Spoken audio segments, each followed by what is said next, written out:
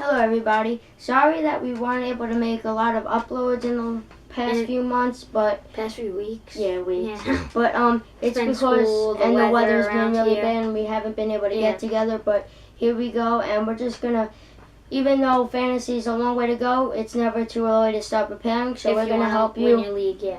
So we're gonna start talking about next year's fantasy stock, and we're also going to talk about the Super Bowl. What were your thoughts on the Super Bowl? My thoughts on that were Seattle played a great game. They really did it. Defense wins championships. Number one offense, number one defense, and the number one offense only scored 8 points. Peyton Manning is always going to go down as one of the greats, but to be the best, I think you have to have rings. He has the most. Well, I'm not saying that Trent Richardson is better than Dan Marino because he has one ring. But what I am saying is that Peyton Manning does have the most losses in postseason history. And he's 1-2 in Super Bowls. Now, I'm not going to say Peyton sucks. I'm not going to say run on Peyton's career. Bad, But just to be in the debate, you're obviously the greatest of all time. But just when I think when I think greatest quarterback, I think Tom Brady's, Joe Montana's. Tom Brady, he's great because not only his rings, but he makes everybody around him better.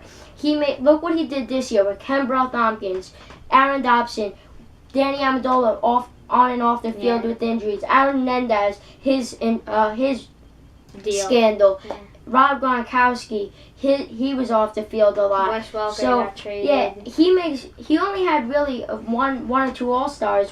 He had Randy Moss, and he makes people around him better. Peyton Manning, like I said, I'm not running on his parade. He's a great quarterback, one of the best of all time. But he always had great guys. Yeah. Marvin Harrison, Reggie Wayne. Now Demaryius Thomas, Wes Welker. But like I said, Peyton Manning's going to go one of the best of all time, top 5 without a doubt. Yeah. Now let's start talking about the fantasy season. Sorry. We're going to talk about next year's fantasy player stock. Now, Jamal Charles had a phenomenal year. I can't talk right now, sorry.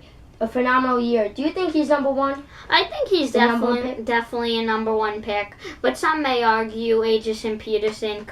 Adrian Peterson's been great for the last few years, but Jamal Charles got to give it to him. Eli Manning struggled this year. Do you think he's a quarterback one?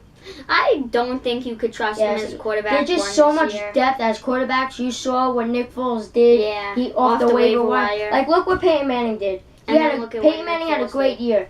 Quarterback one, obviously. But look what Nick Foles did. Around the same value, and he was off the waiver wire. Yeah. So I wouldn't spend a first round, second round pick on Peyton because there's so much depth on quarterbacks. Yeah. I would rather go get my running backs early. Go get my wide receiver in the second, third round. I'm a guy who loves to get running backs early because that's your best bet. Because how many good running backs are in the league right now, and how many of them are committees? So I always say running backs first, quarterbacks later because there's so much depth. Yeah.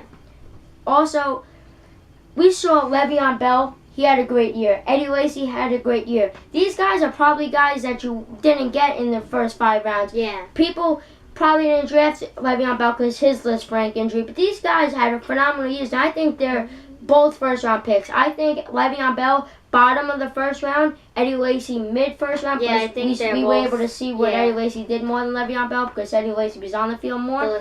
But both great seasons. Yeah. I think if you drafted them and you're in a keeper league, you keep them. Definitely are keeping them. Also, we saw tight ends kind of emerge. Yeah. Jordan Reed, Jordan Cameron. Both the Jordans. Who would you rather have? I'd rather have Jordan Reed. I think his quarterback situation is a little better. And Jordan Cameron, he was a little bit inconsistent. Same thing with Jordan Cameron, Josh Gordon. Josh Gordon had a great year, even with the quarterback situation. And I think the Browns will go out and get a quarterback, whether it's Johnny Manziel. And about the quarterbacks, I think if you're late in the draft, I say if you have your quarterback one, like an Andrew Luck or whoever it may be, go get a guy like Terry Bridgewater, a guy like Johnny Manziel. These guys, look what Cam Newton did his rookie year. Look what Griffin did.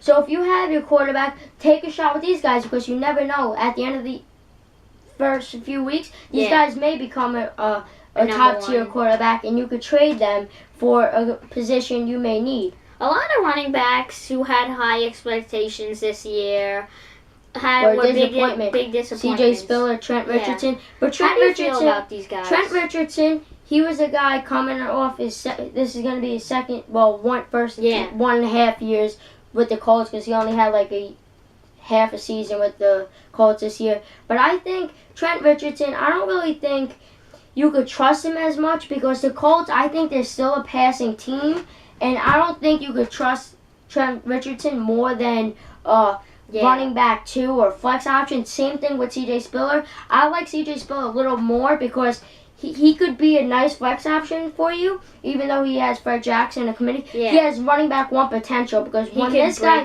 breaks one off every now and then, once this guy gets loose, he gets loose. He's a boom or bust guy. Who do you rather have?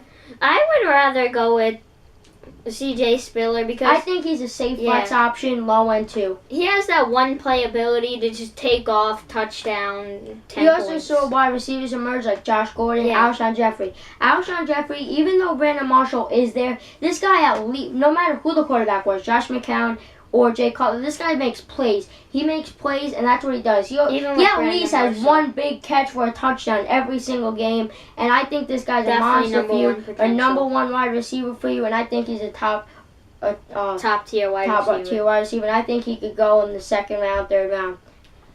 Yeah, and how do you feel about Aaron Rodgers next year? Aaron Rodgers, a guy who did get injured, but this guy, he's a top-tier quarterback, and there's nothing you could say about that. He's a top, at least 5 quarterback, and I mean, there's nothing else you could say. I think, like I said, I'm not high on quarterbacks. No, you saw what he did, and I'm not high on drafting quarterbacks early, draft later, but if he's there in the 4th, 5th round, I'd go get him. Yeah, same.